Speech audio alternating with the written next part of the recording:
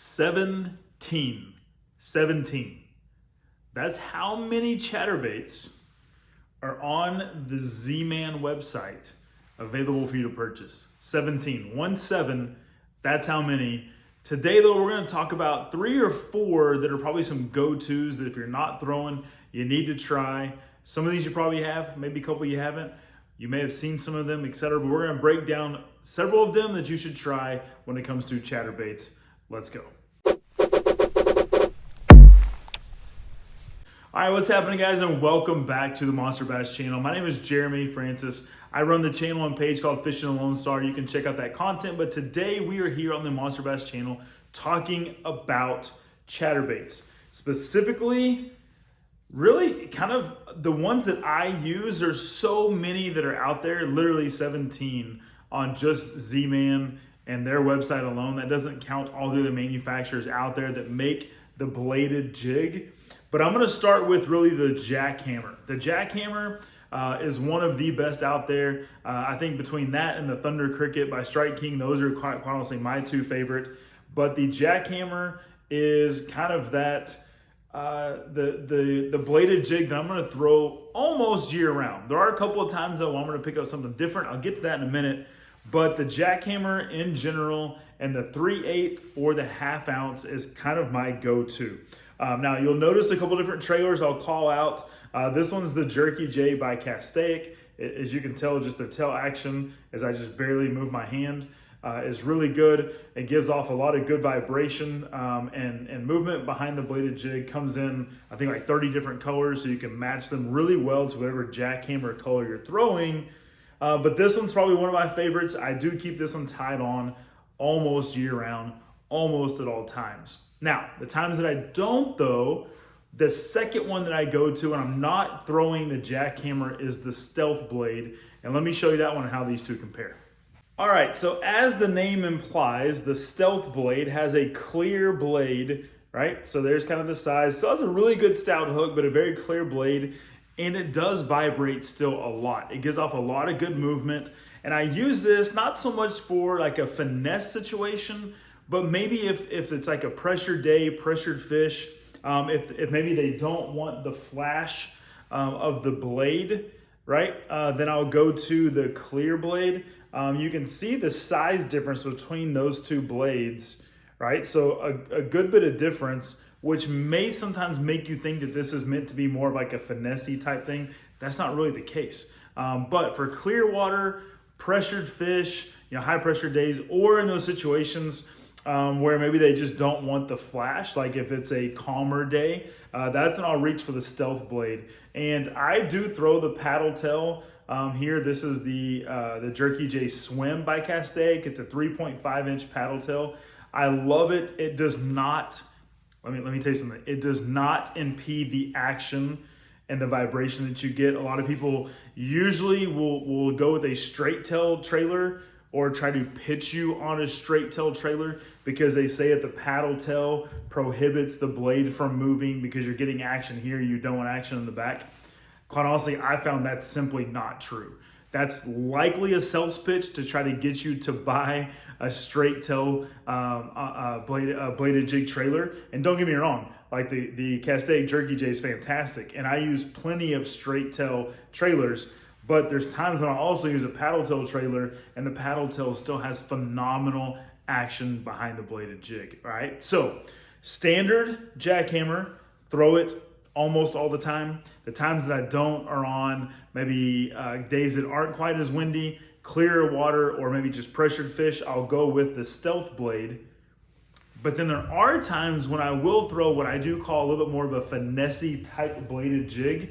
And that one is the Mini Max, okay? Now I'll hold these up from a size comparison and you'll see the hook is a little bit smaller. Now it's still a stout hook, all right? Z-Man has done a great job making the Mini Max, okay? But you'll see the hook is a little smaller. I believe this is like maybe a 3/0 and this is like a 4/0, okay? The head size is actually the exact same or very darn close.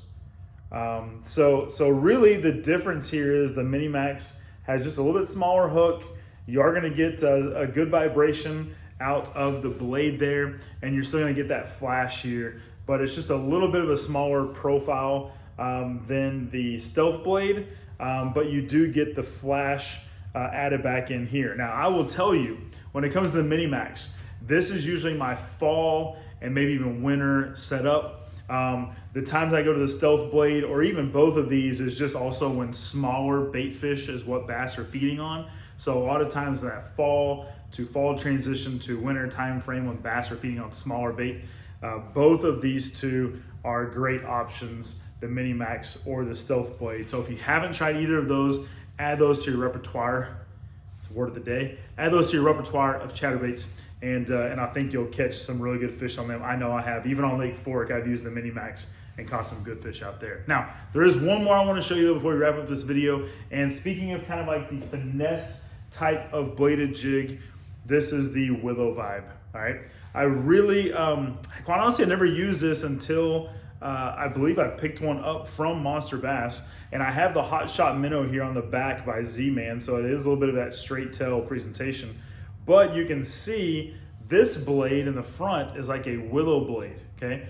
And the Willow Vibe, I can tell you it does vibrate quite a bit. So you're gonna get a lot of movement out of this little bladed jig. I'll show you it compared to the Mini Max, just from a hook size perspective. You'll see it's even a smaller hook, okay? So we went from a Jackhammer, I'll pull it back up here. You can see that size difference, right? Down to the Stealth blade, and you can see that hook and size difference. Then down to the Mini Max, right? A little bit of a smaller hook, all the way down to the Willow Vibe that you see right here, okay? All right, now just for comparison's sake, here is also the Thunder Cricket with the caffeine shad that I've rigged up. I'll hold it up here and show you the Thunder Cricket compared to the Z-Man Chatterbait. And the Thunder Cricket, the hook sizes are about the same, but the shank of the hook is longer on the Thunder Cricket, and those blades are definitely different, but they're pretty much the same size, and I get great vibration out of both of them. So what I do like about the Thunder Cricket though is they have a painted blade. So sometimes where you get the flash from this, you don't get the flash of the painted blade. Again, sometimes it can make a difference for you, but the Thunder Cricket is another great option in kind of my lineup, at least, hopefully yours, of bladed jigs. All right, and then last thing I'll say, me personally, I use 17-pound fluorocarbon when I'm throwing my bladed jigs. Some people use 14-pound. For me personally, I just like the 17-pound because I'm usually fishing around heavy timber or heavy grass, and I want to be able to get those fish out. Now, I do fish around more timber than grass, which is why I'm not throwing it on braid. If you're fishing around more grass, like say Lake Okeechobee, you would want to use more of a braid, like a 40 to 50-pound braid compared to my fluorocarbon. But most of my lakes have timber, so I'm going with the 17-pound fluorocarbon.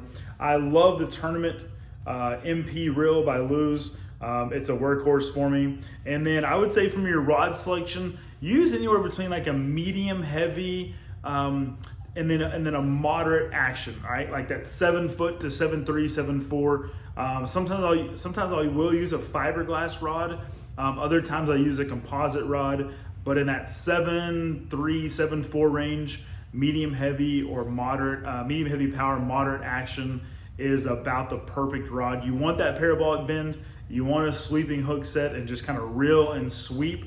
You don't want to jerk really hard on your hook sets. The sweeping hook set with the reel is how you're going to hook more fish and land more fish with the bladed jig. So give that a try on your hook sets, and I think you'll have a better hookup ratio and landing more fish.